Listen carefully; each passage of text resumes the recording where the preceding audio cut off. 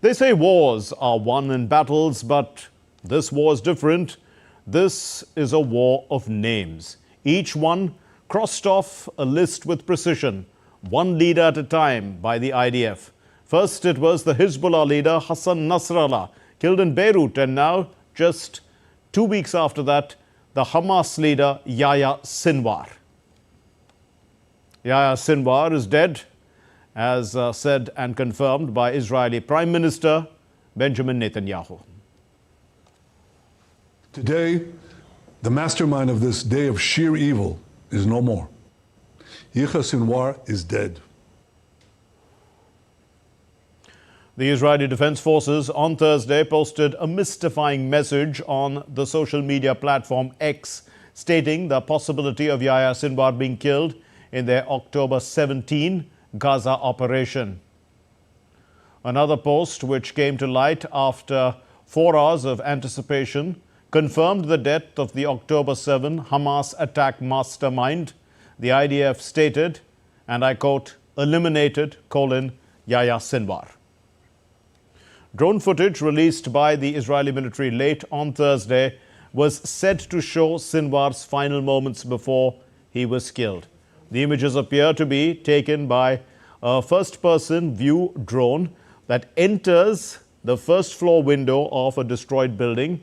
In the back of the room, a dust-covered figure can be seen sitting on a red sofa with rubble and wreckage in the foreground.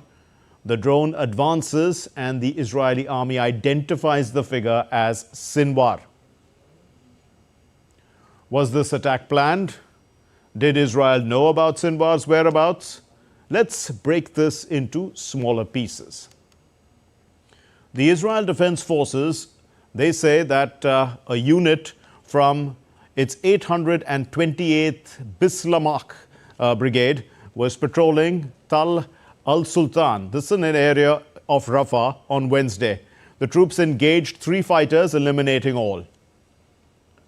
And at that stage, nothing was particularly remarkable about the firefight. However, after no soldier returned to the scene until Thursday morning, the dead were inspected. During the inspection, one of the bodies was found to bear a striking resemblance to the leader of Hamas. And the corpse, however, remained at the site due to suspected booby traps, and instead part of a finger was removed and sent to Israel for testing. His body was later extracted and brought to Israel that day as the area was made safe. Daniel Hagari, who is the IDF spokesperson, claimed that his forces didn't know about Sinwar's presence and continued to strike, but is that so? Well, Hagari said that his troops had identified the 3 men running into the house, from house to house, and engaged them before they split up. The man identified as Sinwar ran alone into one of the buildings and was killed after being located with a drone. Sinwar was believed to be using a human shield. This small retinue suggests either that he was trying to move unnoticed or had lost many of those who were protecting him. Yahya Sinwar's life ended when he was beaten down, chased down, running for his life, not commanding his organization and looking after himself only. This is a clear message to all our enemies. The IDF will reach anyone who tries to harm the citizens of Israel or its security forces and will settle the score with them. Earlier on October 16, the U.S. warned Israel to improve the humanitarian situation in Gaza in the coming 30 days or face potential cuts in U.S. military aid. 1 day after that ultimatum, Israel pronounced the Hamas leader dead. And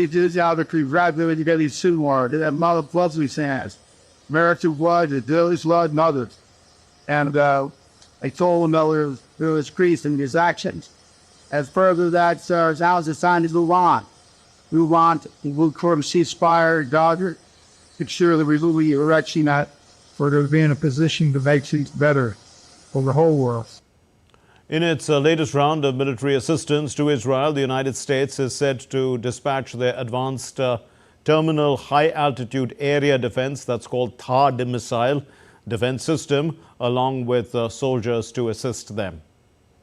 Now, this was after Iran's retaliation with 200 ballistic missiles on Israel, and this was Iran's response to the targeted killing of their leader. And let's take a look at who have they lost. You know, the leader of the Iran Revolutionary Guard, Abbas Niloufar Khashan, he was killed alongside Hassan Nasrallah in Beirut on September 27 last month.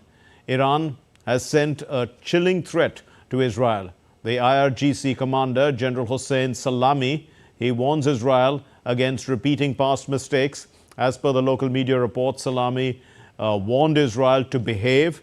He reportedly said that Israel would be painfully hit if it struck Tehran or any other part of Iran. I am warning Israel and Israeli officials that the true promise too was only a warning. It was the smallest scale of action that we could carry out with the smallest portion of our power. Learn your lesson.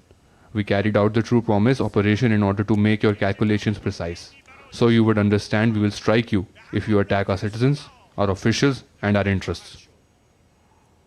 Well, Israel has it all planned. It has taken down all of its enemies with targeted killing as a weapon. Hezbollah's Hassan Nasrallah, Iran's Abbas Niloufar Khashan, and now Hamas's Yahya Sinwar. Benjamin Netanyahu said that evil had been dealt a blow, but he warned that Israel's war in Gaza had not been completed as yet. Now, the Israel-Hamas-Hezbollah-Iran by proxy war has significant implications for the global South. The effects are on international relations, economic stability and regional security. The conflict has highlighted the growing influence of the global South countries in international diplomacy as well, with vocal calls for peace and humanitarian aid, challenging the traditional dominance of Western powers.